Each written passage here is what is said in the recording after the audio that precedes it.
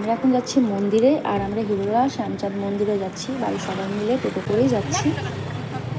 আর এই যে দেখো, এটা হচ্ছে শ্যামচাঁদ মন্দির। আমি এই মন্দির এর আগেও 2-3 বার এসেছি, কিন্তু ভালো করে ভেতরটা ঘোরা হয়নি।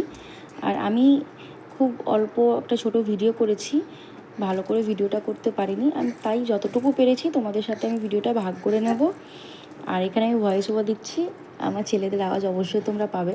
তো আমরা যখন পৌঁছেছিলাম তখন প্রায় সকাল 10:30 বেজে গিয়েছিল। আমরাই প্রথমে গিয়েছিলাম, তখন তারপরে সবাই আসতে শুরু করেছিল। আর এটা হচ্ছে নাট মন্দির। ভিতরটা খুব বড় ছিল, খুব ভালো ছিল, ভালো লাগছিল আমার। আর মন্দিরে ঠাকুর ছিল না, তাই তাড়াতাড়ি পুজো শুরু হয়ে গেছিলো এবং তাড়াতাড়ি পুজো শেষও হয়ে গিয়েছিলো।